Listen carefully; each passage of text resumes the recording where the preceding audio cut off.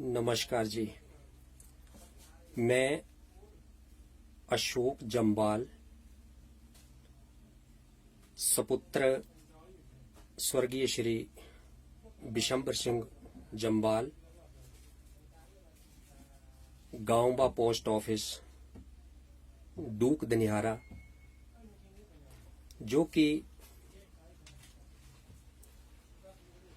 पिछले कई वर्षों से विभिन्न सामाजिक कार्यों से जुड़ा हूं तथा इसके साथ साथ पिछले कई वर्षों से थुरल क्षेत्र से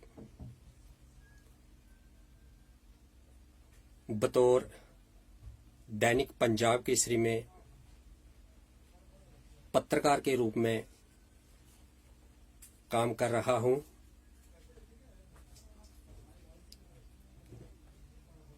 मेरी पत्रकारिता भले ही छोटी हो, लेकिन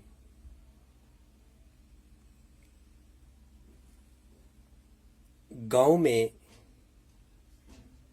जिन जिन चीजों की जरूरत है या आम आदमी जिन जिन चीजों के साथ समस्याओं से जूझ रहा है, इस तरह की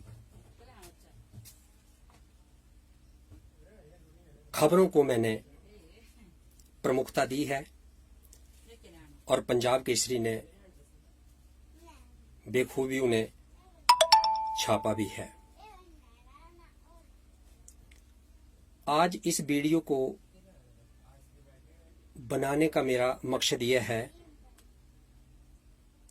कि हाल ही में कुछ दिन पहले जयसिंहपुर उपमंडल के अंतर्गत आने वाली ग्राम पंचायत बालकुरपी के गांव जमेतर में एक विवाहिता की संदिग्ध मौत हुई, जिसका नाम ईसा कटोच है, सपुत्री प्रवीण सिंह, निवासी टिक्कर अंदौरा। उसकी शादी जमेतर गांव के अजय कटोच के साथ हुई थी तथा बताया जा रहा है कि उसने फांसी ली है, लेकिन मायका पक्ष वालों ने मीडिया के सामने ऐसी बातें रखी जिन पर सोचने पर मजबूर होना पड़ा तथा मीडिया में भी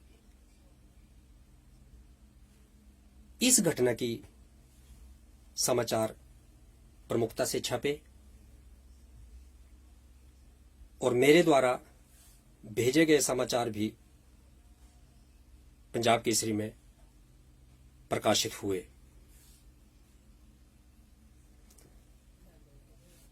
घटना कैसे घटी है, इसके लिए बहुत बड़ा प्रशासन बैठा है, बड़े बड़े अधिकारी बैठे हैं, बड़ी बड़ी लैबें हैं, बहुत कुछ है। पत्रकार के पास कुछ नहीं है। पत्रकार जो नजर में देख रहा है, जो लोग बोल रहे हैं, हाँ इतना जरूर है कि पत्रकार भी प्रशासन के साथ संपर्क रखते हैं।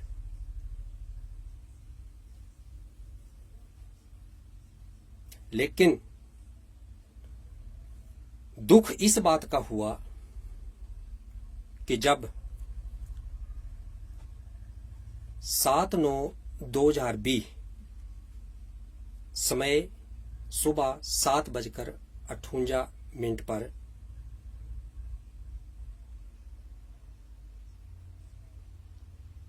जो ईशा का पति हैं अजय कटोच, उनकी माता मीना कटोच, उनके एक देवर हैं जिनका नाम गुड्डू है, असली नाम मुझे मालूम नहीं क्या है। उनका फोन मेरे फोन नंबर पर आया और खबरों को लेकर उन्होंने मुझसे तू मैं कर दी और उन्होंने यहां तक भी बोल दिया कि इन खबरों का भुगतान तुझे भुगतना पड़ेगा और पोस्टमार्टम की रिपोर्ट मेरे पास आ गई है और जिसका जिम्मेदार तू होगा। मैंने बड़े प्यार से उनको बोला कि कटोच जी ऐसी बात कुछ नहीं है, खबरों में कुछ गलत नहीं लिखा हुआ है, जो लिखा हुआ है वो आपके सामने ही है, उसमें कोई दिक्कत वाली बात नहीं है। अब इतनी बड़ी बात होने के बावजूद पूरे समाज में एक चर्चा का विषय बना था ईशा कटोच का कि आखिर ये विवाहिता ने फंदा क्यों लिया है। हम मानते हैं कि फंदा लिया है, लेकिन हम समाज ये भी तो जानना चाहता है कि फंदा लिया क्यों, किस लिए लिया, क्या नौबत आई, ये सारी चीजें थी। लेकिन जब उन्होंने मुझे इस टाइप की जो धमकी दी तो कुछ मुझे भी सोचने पर मजबूर होना पड़ा कि हो सकता है कि हम लोग ही तो नहीं गलत हैं, कुछ ऐसा है कि वो गलत हैं। तो बात ये है कि मैंने जो मेरे साथ बीती बात उसको मैंने अपने समाज में उसको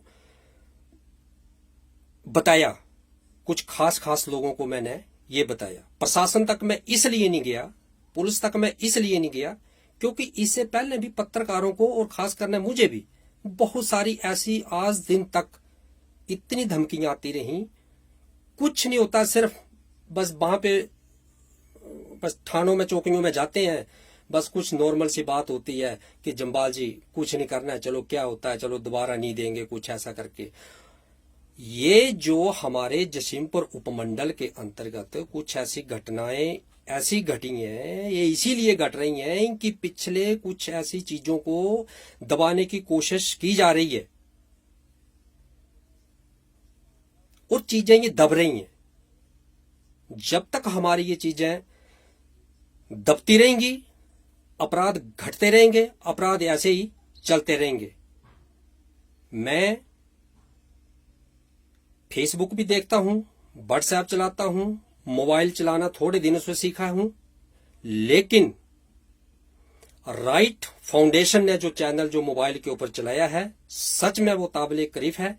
मैं ऐसे लोगों को सल्यूट करता हूं और समाज में जो भी गलत काम हो रहे हैं, अगर हम सब मिलकर आवाज उठाते हैं तो एक दिन ऐसा आएगा कि किसी की हिम्मत तक नहीं होगी गलत काम करने के लिए। बार बार गलत काम समाज के अंदर क्यों हो रहे हैं?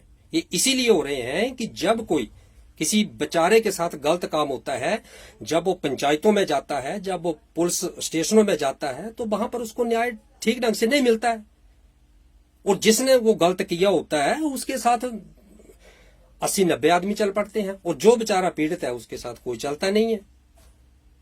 यही कारण है इन अपराधों को बढ़ने का। मैं आशा करता हूं कि इस पोस्ट को ज्यादा से ज्यादा शेयर की जाए और जब असली काम करने वालों को जब इस तरह की धमकियां मिलने लगे तो आने वाला समाज क्या करेगा और आने वाली पीढ़ियां किसकी सुरक्षा में श्रेय लेंगी। जय हिंद।